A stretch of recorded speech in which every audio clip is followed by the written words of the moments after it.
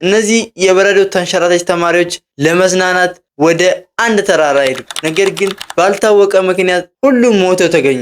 ዛሬ የምወስዳችሁ ወደ ሩሲያ ቀዝቃዛማ ወደ ሆነው ተራራ ነው። እስቲ ያስቡት፣ እነዚህ ተማሪዎች ጎበዝ ተራራ ወጪዎች ናቸው። ልምድ ያላቸው ጠንካራ ወጣቶች ናቸው። ወደ በረዶማ የኡራል ተራራዎች ጉዞ ጀመሩ። ነገር ግን ይሄ ጉዞ መጨረሻው ሞት ብቻ አልነበረም፣ ለብዙ ዓመታት ያልተፈታ እንቆቅልሽ ጭምር እንጂ። ድንኳናቸው ከውስጥ ተቀዶ ተገኘ።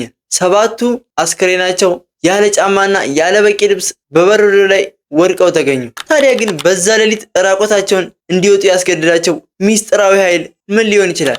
ዛሬ ይሄን እጅግ አሰቃቂና ሚስጥራዊ ታሪክ እንዴት እንደተፈጠረ በሰፊው እንመለከታለን። እስከ ቪዲዮ መጨረሻ አብራችን ቆዩ። እነዚህ ተማሪዎች የበረዶ ተንሸራታች ተማሪዎች ናቸው። መምህራቸው ወደ ቀዝቃዛማ ወደ ሆነው ተራራ ሊወስዳቸው ጉዞ እንዳዘጋጀ ነገራቸው። ተማሪዎችም በጉዞ ደስተኛ ነበሩ። ለቤተሰቦቻቸው ነግሯቸው ሻንጣቸውን አዘጋጅተው ከመምህራቸው ጋር ወደ ተራራው ጉዞ ጀመሩ። ይህንን ጉዞ የሚመራው ኢጎር ዲያትሎቭ ይባላል። ሁሉም ተማሪዎች በበረዶ ጉዞ ላይ ልምድ ያላቸው ነበሩ።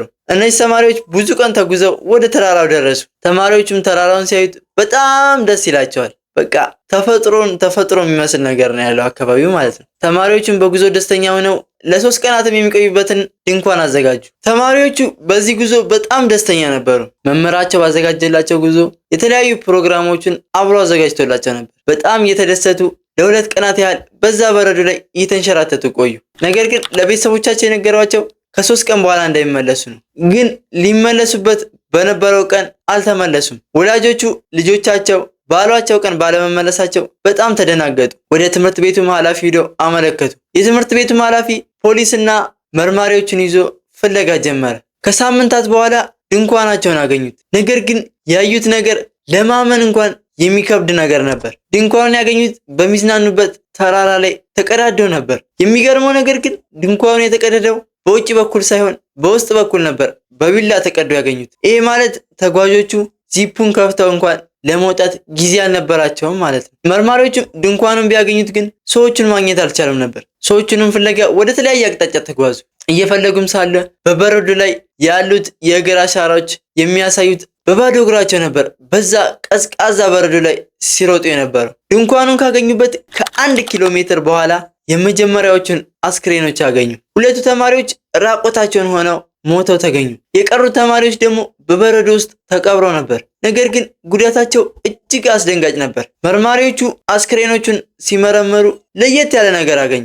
አንዳንዶቹ የራስ ቅላቸው ተሰብሯል። አንዳንዶቹ ደግሞ አጥንታቸው ከባድ የሆነ ስብራት ገጥሞታል። ግርም የሚለው ነገር ግን በውጪ በኩል ምንም አይነት የድብደባ ምልክት አልነበረም። ምንም አይነት ቁስልም የለባቸውም። የሆነ አላ ከፍተኛ ግፊት ተፈጥሮባቸው አጥንታቸው የተሰባበረ ይመስል ነበር። ፖሊስ በእነዚህ ልጆች አሟሟት ላይ ለሳምንታት ያህል ምርመራ አደረገ። ነገር ግን ምንም አይነት መረጃ ሊያገኝ ስላልቻለ ፖሊስ በማይታወቅ ከፍተኛ ኃይል ምክንያት እንደሞቱ ገልጾ መዝገቡን ዘጋው። ይሄ ሚስጥር ለዓመታት ያህል ተቀበረ። ነገር ግን በዛ ተራራ ላይ ምንድነው የሆነው? ምን አጋጥሟቸው ይሆን? የእነዚህ ልጆች አሟሟት በጣም ነበር የሚያሳዝነው። ቤተሰቦቻቸው በልጆቻቸው አሟሟት በጣም አዘኑ። ለዓመታት ብዙ ነገሮች ተባሉ። አንዳንዶች በረዶ ተንሸራቶባቸዋል የሚሉ አሉ።